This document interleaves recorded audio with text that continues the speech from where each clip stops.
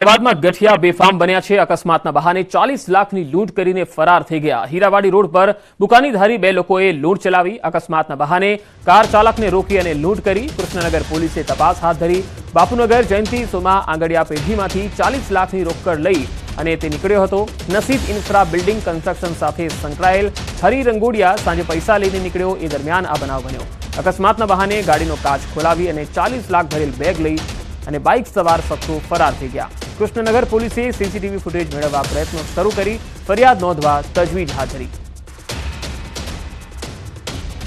Bike ચાલક આવેલ અને એમને કહેલ ગાડી ઊભી રાખીને કે તમે મારા પગ ઉપર ગાડી કેમ અડાવી એમ કરીને એમને વાતોમાં રખાવી અને તે જ સમયગાળા દરમિયાન અન્ય બાઇક ચાલક આવેલ અને જે ગાડીની બાજુના સીટમાં મૂકેલ રોકડ રૂપિયાવાળી રકમ બેગ જે અન્ય બાઇક ચાલક હતો તેણે નજર ચૂકવી અને ચોરી કરેલ અને પછી ત્યારબાદ બંને બાઇક ચાલક ત્યાંથી ભાગી ગયેલ। તે સંદર્ભે કૃષ્ણનગર પોલીસ સ્ટેશનમાં ચોરીનો ગુનો દાખલ કરવામાં આવેલ છે। બેદરકારીથી કન્ટેનર રિવર્સ લેતા યુવકનું મોત થયું। વડોદરાના હાલોલમાં કોટાલી ગામ પાસેનો આ બનાવ સમગ્ર બનાવ સીસીટીવીમાં કેદ થયો છે। સેન્ટેક્સ ટ્રાન્સપોર્ટના કન્ટેનર ચાલકે રિવર્સ લેતા 35 વર્ષીય યુવકને કચડ્યો હતો। રિવર્સ લેતા કન્ટેનરે કમ્પાઉન્ડ વોલને અડીને ઉભેલા યુવકને કચડી દીધો।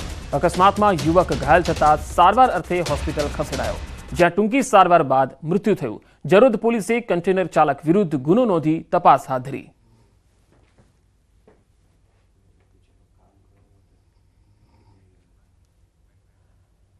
વડોદરા મનપાની ડોર ટુ ડોર કચરો લેતી કચરા ગાડીએ એક બાળકને કચડી નાખ્યો।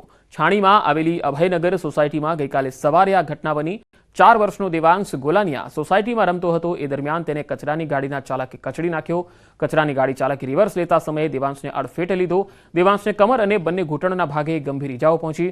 દેવાંશને સારવાર માટે ખાનગી હોસ્પિટલમાં લઈ જવાયો, જ્યાં તેનું મોત નીપજ્યું। પોલીસે પાલિકા પાસેથી એ વિસ્તારમાં ફરતા કચરાની ગાડીની યાદી મંગાવી।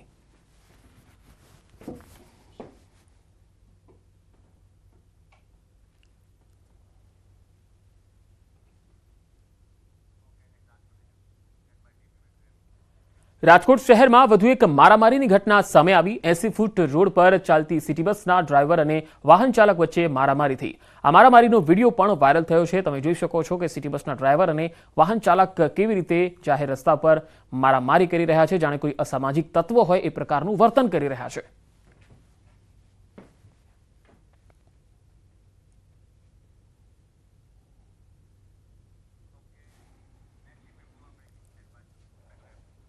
અમદાવાદમાં ભુવા નવલસિંહની પૂછપરછમાં ધડાકો થયો। ભુવા નવલસિંહ ચાવડાએ અત્યાર સુધી 12 હત્યા કરી। ભુવા નવલસિંહ ચાવડાએ મોટી કબૂલાત કરી છે। આ કબૂલાત બાદ સવારે લોકઅપમાં ભુવાની તબિયત લથડી ગઈ। લોકઅપમાં વોમિટ થયા બાદ તે ઢળી પડ્યો હતો। પોલીસ ભુવાને સારવાર માટે હોસ્પિટલ ખસેડ્યો। સારવાર દરમિયાન આ ભુવાનું મોત નીપજ્યું છે।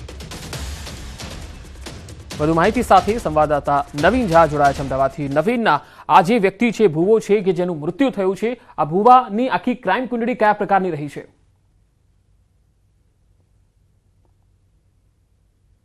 પંકજ, ખૂબ જ મોટો ચોંકાવનારો ખુલાસો કહી શકાય કે એક ફિલ્મી સ્ટાઇલની રીતે આખો ઘટનાક્રમ છે।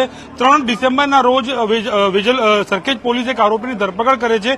એ નવલસિંહ ચાવડા જે છે તે લોકોને એકના 4 ગણા કરી આપવાની નામે, એટલે પોતે તાંત્રિક હોવાનું કહી અને લોકોને વધુ રૂપિયા કમાઈ આપશે એ પ્રકારની લાલચ આપતો હતો। જો કે સરખેજના ફરિયાદીને શંકા જતા તે પોલીસની મદદ લે છે અને પોલીસે જ્યારે તેની ધરપકડ કરે છે ત્યારે તેની રિમાન્ડ દરમિયાન, કેમ કે 10 તારીખ સુધી રિમાન્ડ ઉપર હતો, તેની પૂછપરછમાં ખુલાસો થાય છે કે તેણે અત્યાર સુધીમાં 12 હત્યાઓ કરી છે। આવી રીતે તે સામાન્ય રીતે કોઈ પણ ભોગ બનનાર જે છે તે પૈસાની લાલચે ત્યાં જાય ત્યારે તે પૈસા તે લઈને અને સામેવાળે જે પણ વ્યક્તિ આવતો હોય છે તેને આલ્કોહોલ અથવા અન્ય રીતે સોડિયમ નાઇટ્રેટ નાખીને પીવડાવી દેતો હતો અને ત્યારબાદ અકસ્માત અથવા આત્મહત્યા અથવા હાર્ટ એટેક આવી ઘટનાના કારણે જે તે વ્યક્તિનું મોત થતું હતું। એટલે એને આવી રીતે સોડિયમ નાઇટ્રેટ આપીને કરીબન 12 લોકોને મોત નિપજાયા છે અને પોતે જે છે તે રૂપિયા લઈ લીધા છે। ત્યારે રિમાન્ડ દરમિયાન તેને આ ખુલાસો કર્યો ત્યારે આ સવારે તે લોકઅપમાં હતો ત્યારે તેને વોમિટ થાય છે, તેને હોસ્પિટલ લઈ જવામાં આવે છે, ત્યાં તેનું મોત નીપજે છે. પરંતુ કહી શકાય કે જો તે અત્યારે મોતને ભેટી ગયો છે, પરંતુ એક રીલ સ્ટોરી જેવી આખી ઘટનાક્રમ છે કે જેમાં ભુવા જે છે તે આર્થિક ફાયદા માટે લોકોને લાલચ આપીને અત્યાર સુધીમાં ગુજરાતમાં જેમાં વાંકાનેર છે, સુરેન્દ્રનગર છે, રાજકોટ છે, અસલાલી છે, આવા કુલ 12 લોકોને મોતને ઘાટ ઉતાર્યા છે સોડિયમ નાઇટ્રેટ આપીને. એટલે પંકજ ખૂબ જ મોટી ઘટના છે, પરંતુ અત્યારે જે છે તે સિવિલ હોસ્પિટલમાં તે મૃતદેહ નવલસિંહ ચાવડાને લાવવામાં આવી રહ્યું છે અને ત્યારબાદ તેનું પેનલ પીએમ થશે અને પેનલ પીએમ બાદ જે છે આગળની કાર્યવાહી પણ પોલીસ કરી શકે છે. જી, ખાસ તો આરોપી હવે નવીન હોસ્પિટલમાં સારવાર દરમિયાન મૃત્યુ પામ્યો છે, પરંતુ ચોંકાવનારી કબૂલાત કરી છે, ત્યારે પોલીસ હવે ઇન્વેસ્ટિગેશન આગળ કયા પ્રકારનું કરી શકે છે, કારણ કે આરોપી તો નથી બચ્યો.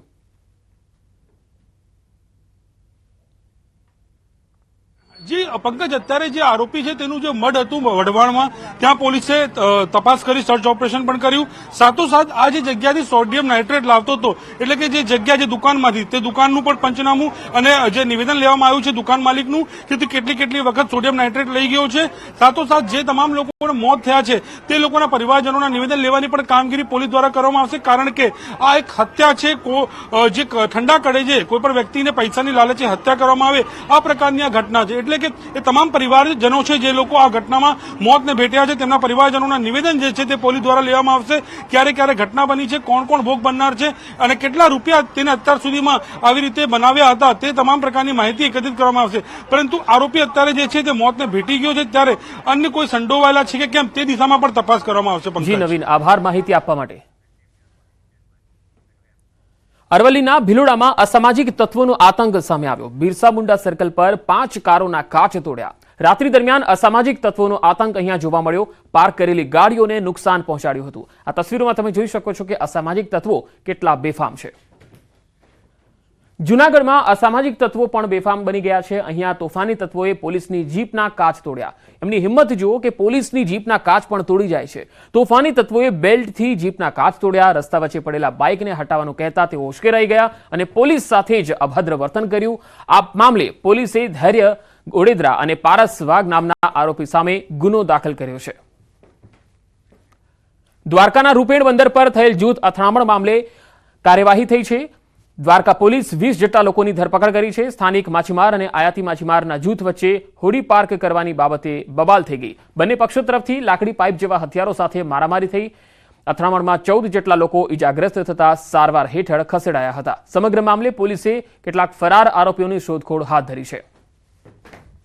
14 જેટલા લોકોને સામાન્યથી લઈ અને ગંભીર જેવી ઈજાઓ થયેલી, જે લોકો સારવાર હેઠળ છે. અત્યાર સુધીમાં કુલ 20 આરોપીની ધરપકડ કરી લેવામાં આવેલી છે.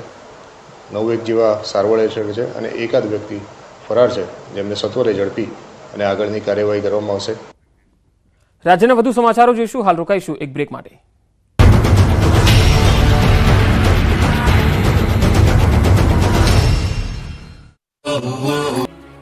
બીઝેડ કૌભાંડ સામે આવતા સીઆઈડી ક્રાઇમે તપાસનો ધમધમાટ શરૂ કર્યો છે. ત્યારે હવે બીઝેડ સાથે સંકળાયેલા સરકારી શિક્ષકો પર પણ તવાઈ બોલાવવામાં આવી રહી છે. બીઝેડ ગ્રુપ તરફથી પ્રવાસ કરનાર શિક્ષકો પર સકંજો કસવાની તૈયારી કરવામાં આવી. શિક્ષણ વિભાગે બીઝેડ સાથે સંકળાયેલા શિક્ષકોનો અહેવાલ મંગાવ્યો છે, જેમાં શિક્ષકોએ વિદેશ પ્રવાસ દરમિયાન કયા હેતુથી રજા માંગી હતી તેની પણ વિગતો મંગાવવામાં આવી રહી છે. કૌભાંડ બહાર આવતા જ કેટલાક શિક્ષકોના વિડીયો વાયરલ થયા. તે શિક્ષકોના પણ નિવેદનો લેવામાં આવશે. તપાસમાં એ પણ સામે આવ્યું છે કે વિદેશ પ્રવાસે જવાનું બતાવ્યા વિના જ શિક્ષકોએ રજા મંજૂર કરાવી લીધી. શિક્ષણ વિભાગ એક્શનમાં આવતા જ શાળાઓ દ્વારા જિલ્લા શિક્ષણ અધિકારીને સંપૂર્ણ અહેવાલ મોકલી દેવામાં આવ્યો છે, જેને લઈને બીઝેડ સાથે સંકળાયેલા શિક્ષકો ફોન સ્વિચ ઓફ કરી ભૂગર્ભમાં ઉતરી ગયા છે. આ તરફ બીઝેડના એજન્ટ અને સંચાલક વચ્ચેનો કથિત વિડીયો સામે આવ્યો, જેમાં 1 લાખ સામે 2,97,000ના વળતરની લાલચ આપવાની વાત કરવામાં આવી રહી છે. રોકાણ પર એજન્ટ દ્વારા 27 માસ સુધી વળતર ચૂકવવાની પણ લાલચ આપવામાં આવતી હોવાનો ઉલ્લેખ કરાઈ રહ્યો છે.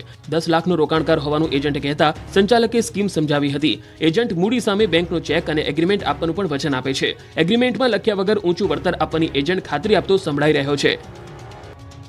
અમદાવાદના શહેર કોટડામાં તોડફોડ કરનાર 5 શખ્સોને ઝડપી લીધા. પોલીસે તમામ આરોપીને સાથે રાખી જાહેરમાં સરભરા કરી હતી.